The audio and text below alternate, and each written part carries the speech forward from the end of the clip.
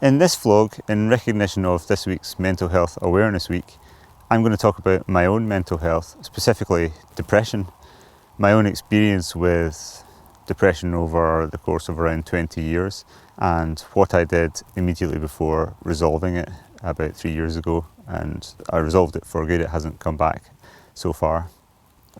Right now I'm on the Isle of Lewis in the Outer Hebrides on a climbing trip. We've had a fantastic week. I've done one brilliant new route that I came here previously to try and couldn't finish, and I managed to finish it the day before yesterday. And I've been trying some more easier and harder new routes, which I'll hopefully get on in the next part of the trip. While I've been here, one of the messages that dropped into my inbox was from a charity that I work with called Urban Uprising.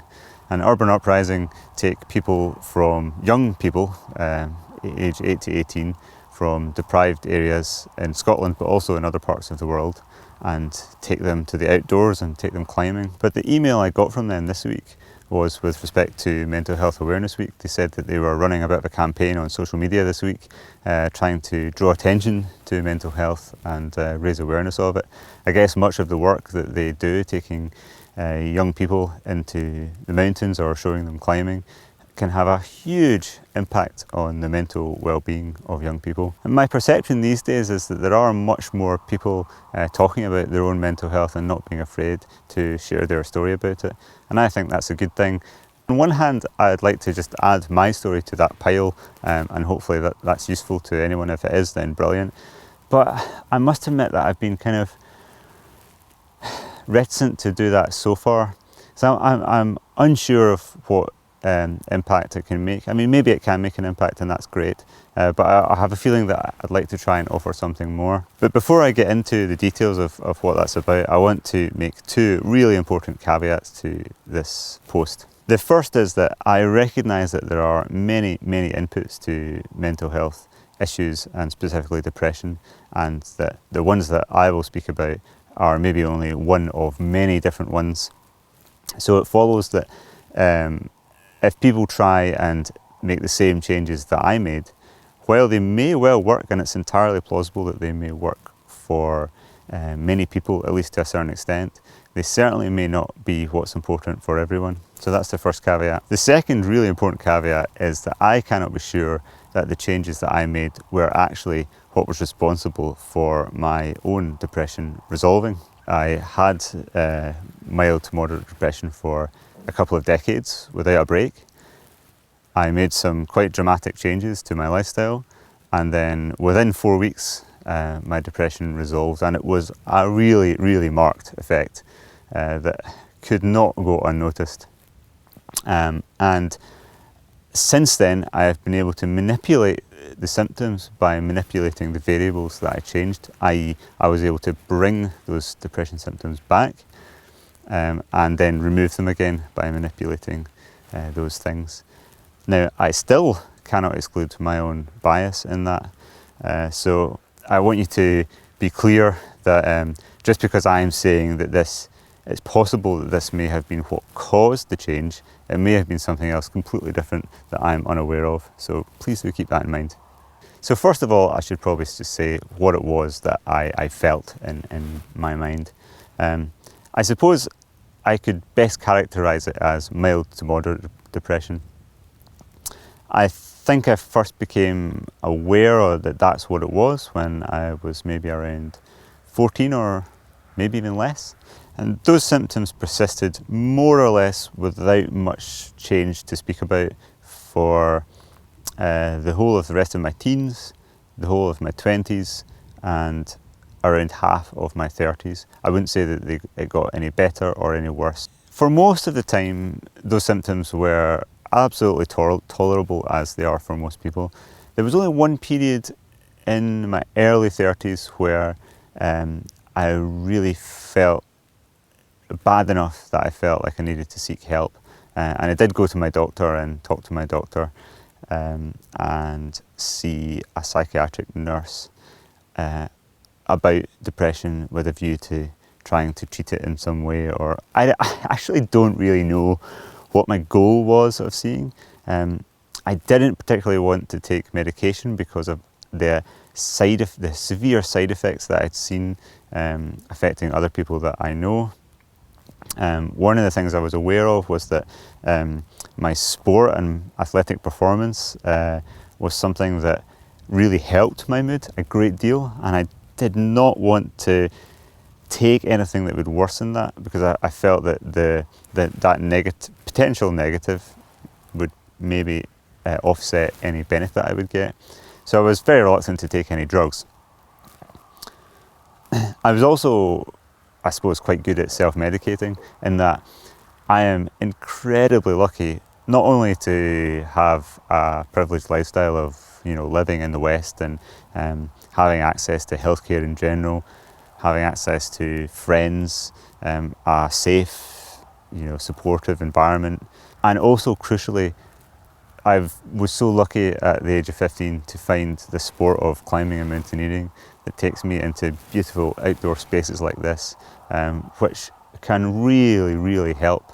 One of the really interesting things about interacting with medical staff talking about my own depression was that they were a little bit unconvinced that I actually had depression, simply because they took my basic history, and when you say that you're a professional athlete, and that you're managing to succeed in academic life, you're married, you've written a couple of books, you've done all these things, like it's easy to assume that, well, how can someone be that depressed when they're able to do all these things? And I think it's a bit more complicated than that. I mean, I sometimes feel that you can sometimes do those things because of, rather than in spite of being depressed. Sometimes feelings of depression, I think, can drive you to do things that would be a bit more difficult otherwise.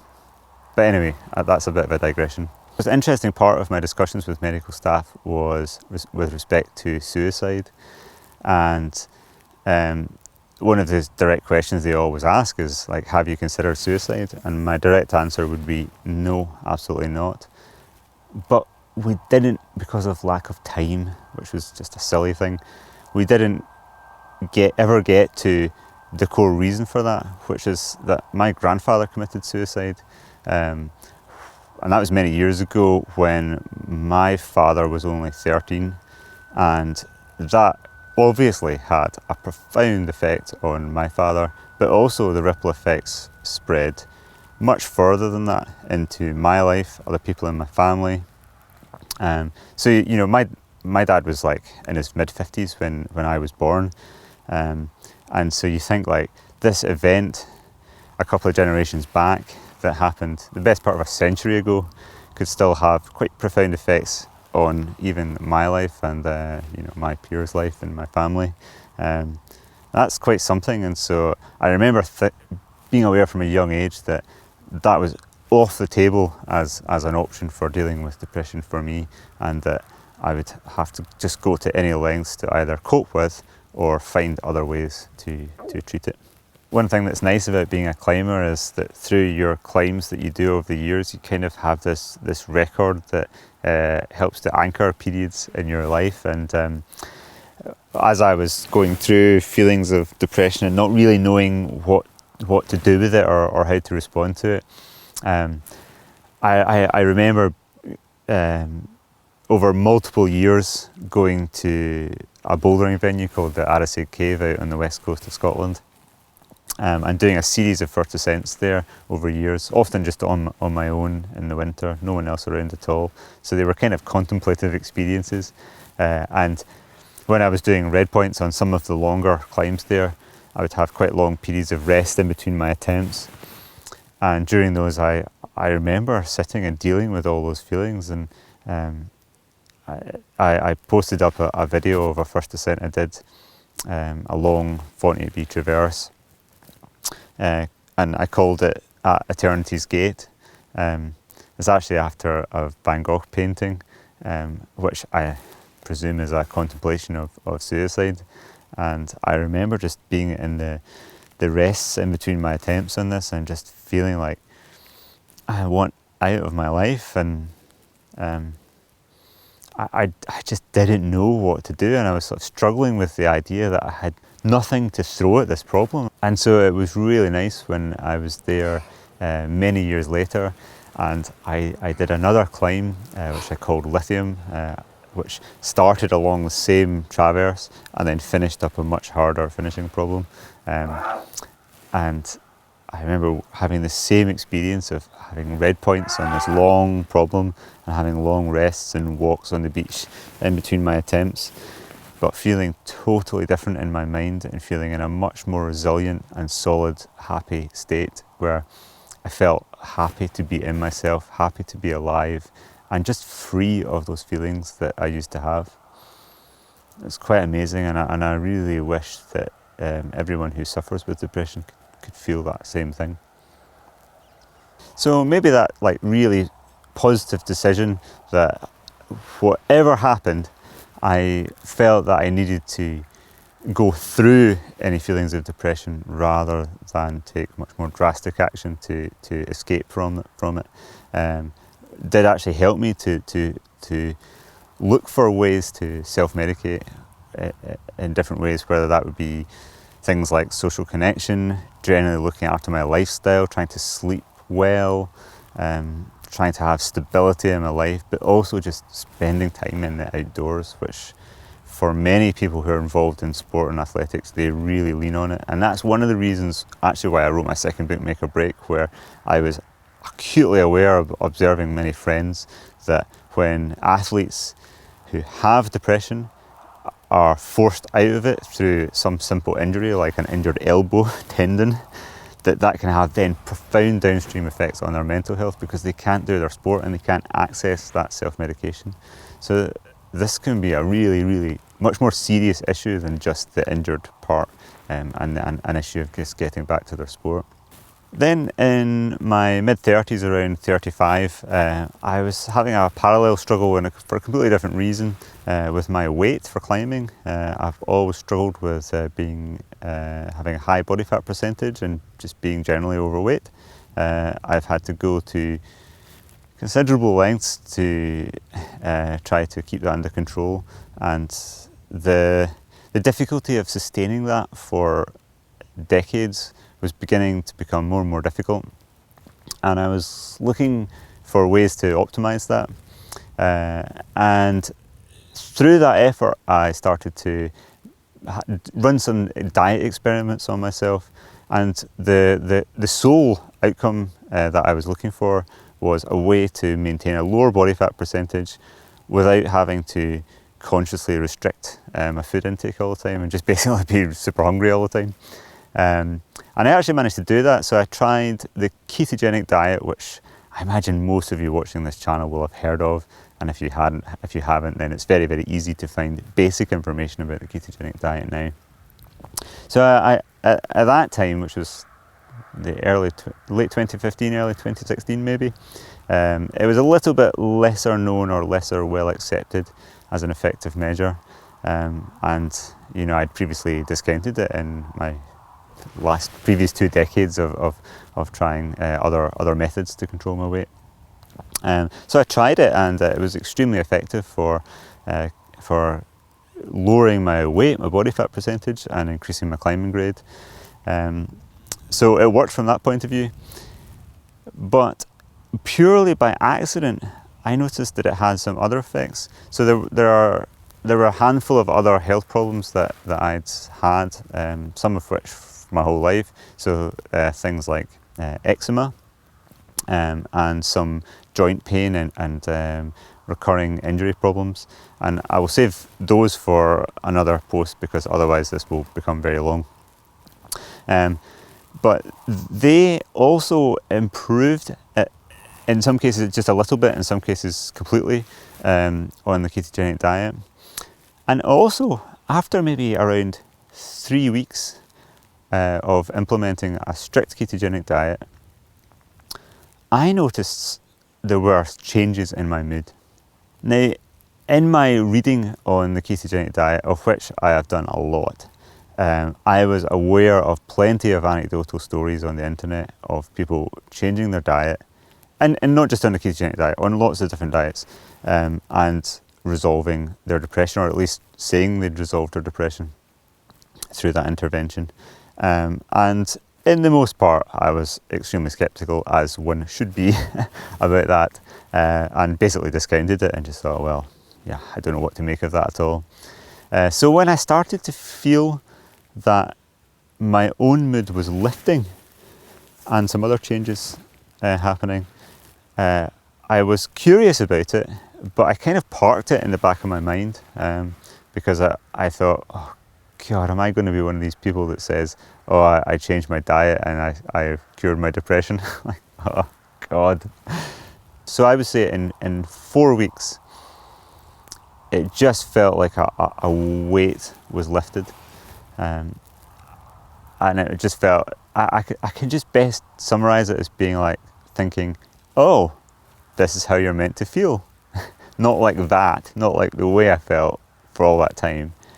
I just feel lighter, and I feel more in touch with emotions in general, in both directions. So the way I would react to negative, like something bad happening, would still be bad. In fact, it would be worse. I would feel genuinely more upset by bad things happening, and feel kind of emotional. And actually, this was kind of new to me. I was like, oh, what's this thing that I'm feeling, like this really strong negative emotion? But the thing that was so striking was that I could not sustain that feeling, whereas before, something negative happening would be like you would sink down and just not come back. But if something negative would happen, I would sink down, but then I could not stay like that. Within a day or 2 days maximum, I would feel my mood rebounding and bouncing back. I would bounce back from negative things in a way that I just never experienced before all my adult life. And that was just incredible. So at this point, I should reiterate that I do not know, I will probably never know, whether it was the change in my diet, or specifically what exactly it was that I changed in my diet that could have made the difference, or if it was something completely different that was entirely coincidental that would have happened anyway. I will never know that for sure, and that is the nature of personal anecdotes, and that's why I encourage everyone to view what I'm saying or any other anecdote very skeptically.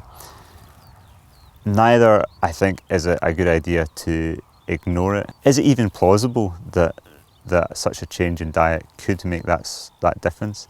And I think absolutely it is. As I say, I don't think it was necessarily the fact that it was a ketogenic diet that I did that made the difference. I am not entirely clear whether the ketones themselves would make a difference to my depression, although they might. There are a number of nutrients within the diet that potentially affect brain function and mood and depression directly, and so it could be any one of them in anyone's individual case that could hold the biggest effect size, or it could be a combination of all of those and more. And to further complicate it, those changes in the way nutrients are taken in or metabolized may interact with other aspects of your environment and your lifestyle that are highly individualized. But at a basic level, there are a handful of key nutrients that it seems absolutely plausible that I was either getting more of or less of, and that might have been what made the difference. One of the complications with diet and diet changes is that there is always more than one variable changing.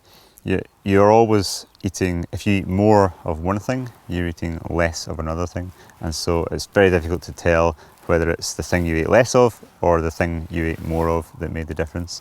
So, I guess the best thing that I can do is just tell you exactly what I changed and go through just a handful of the possible ways, and there are many, that could have been responsible for the change. So the first thing that you remove on a ketogenic diet is carbohydrate, and all carbohydrates are sugars. you have the simple table sugar, sucrose, which is glucose and fructose, and the starches, which are just pure glucose, like in long, dense chains of glucose, and things like bread and rice and pasta and potatoes and all of those cereal staples. At various times in my life, I've eaten plenty of junk food and plenty of pure sugar, but I've also spent plenty of time eating almost no junk food, and what I considered at that time to be a very healthy diet, which had lots of cereal grains, lots of bread, both whole grain and white, lots of cereals of lots of different types. So could it be that eating much less carbohydrate could have been responsible for the mood changes? It's possible. The second thing that people tend to eliminate on ketogenic diets, but also other diets, including plant-based diets, is pure junk food. Now, in my case, as I say, in my life, I've gone through periods of eating quite a lot of junk food and periods of eating next to none. So I think it's probably implausible that made the key difference. Since my symptoms largely didn't change, even though my proportion of junk food in my diet was changing quite dramatically at different times in my life. And then the change in my depression symptoms was so profound after I switched to a ketogenic diet. So I'm inclined to not favour that idea, but I certainly can't discount it. So those are two key things you're eating less of. What are you eating more of? So I was eating a lot more animal foods, and I think that might be key because many of the key nutrients for brain health are contained in animal foods. Not only that, but on a ketogenic, which is a high fat diet, you're obviously eating a lot more fat, and many of the fat soluble vitamins, specifically A, D and K, require fat to just even be absorbed. Taking those fat soluble vitamins to start with, vitamin A is not found in plants, only the precursor beta carotene is found in plants. So I would have definitely increased my vitamin A intake greatly by eating more animal foods, meat, eggs and dairy. Same with vitamin D. I must also say that I started to supplement vitamin D.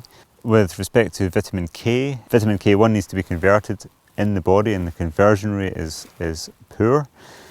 So with me switching to getting much more vitamin K from animal foods in the MK4 form, which you get in animal foods, which is more readily used by the body, that could have made a difference to my vitamin K status. Although I did eat animal foods before, it's perfectly plausible that I may have been deficient or just lacking in vitamin B12 intake, because most of the population are deficient or just not getting enough vitamin B12. A further potential mechanism may have been the switch in the types of fats that I was eating.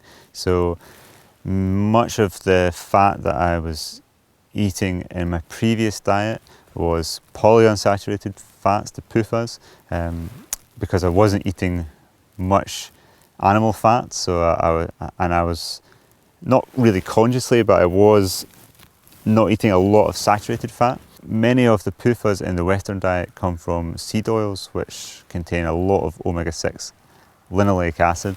If you look at almost any food in the supermarket that has an ingredients list, it will very likely be made with some sort of seed oil. That would be things like soybean, safflower, rapeseed, canola, corn, or just vegetable oil, which are very high in linoleic acid.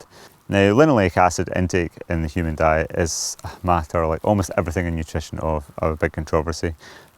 But there is some quite compelling evidence that it causes some problems in the body. It's directly toxic to things like mitochondria, to cell membranes. It causes oxidation, oxidative stress, which is known to cause just direct damage to cells, DNA damage, cellular damage, mitochondrial damage, which leads to inflammation because the body is trying to heal that damage.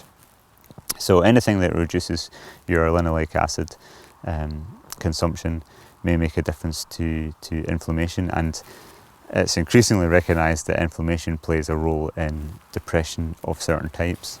On the flip side, my omega-3 fat intake likely increased massively when I switched my diet. I also started to supplement it very regularly the more research that I read about it. Now, omega-3 intake could potentially be one reason why I could have been prone to depression in the first place. I have had a fish allergy all my life, and I've not been able to eat fish of any kind at all, any seafood. And seafood is the major source of one of the key omega-3 fats, which is DHA. And the brain is, I think, 20% DHA by weight. So it's an incredibly important nutrient. The body can synthesize DHA from its precursor, alpha-linolenic acid, but only if there's not an excess of omega-6 in the diet, because these two types of fat have to compete for activity on the 6-desaturase enzyme. And so if there's too much omega-6, it may interfere with the conversion of the other types of omega-3 in the diet, ALA, into DHA. And this may be a major problem for people who are avoiding animal foods altogether. But for people like me who ate animal foods but not fish, I still may not have been getting enough DHA. And so it may be that both because I supplemented a little more carefully, and I also was very careful with the supplements to look for ones that had the maximum amount of DHA, but also that I looked for properly raised animal foods, that is, eggs that are pastured rather than fed an unnatural diet, which contain, an order of magnitude more omega-3 fat. And also grass-fed rather than grain-fed meats, which contain more DHA. And it's not a lot more, but it might be a lot more than the very little that I was getting in the past. So I don't want to go into too much detail on all of these different nutrients and how they may have changed, because it's all so speculative. The main point is that I made an intervention and it made a huge difference. And I have since tried to falsify my observation by returning to my old diet periodically to see if those symptoms come back.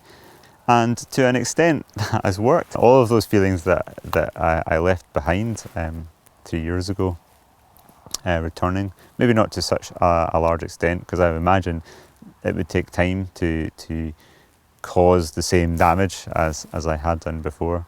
However, I do want to keep feeling like I feel now, which is so much better than I used to.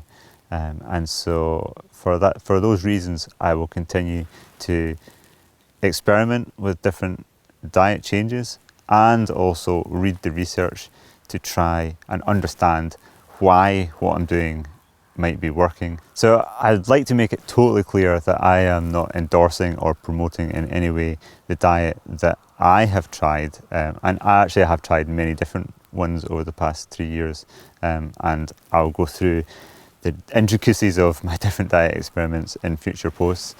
So there's no one approach that I would recommend. There is only one thing that I recommend in any of these discussions, which is education. I really hope that people take the time, and it does take a lot of time and effort, to read beyond the headlines or the opinions of any single person that you see in the internet, including myself, and read the raw research and try to understand all aspects of the physiology. Yes, that's a tall order, but I don't see a quicker way of doing it. I mean, you could just experiment without really knowing the details and do trial and error to see what works, and that may well work in many cases.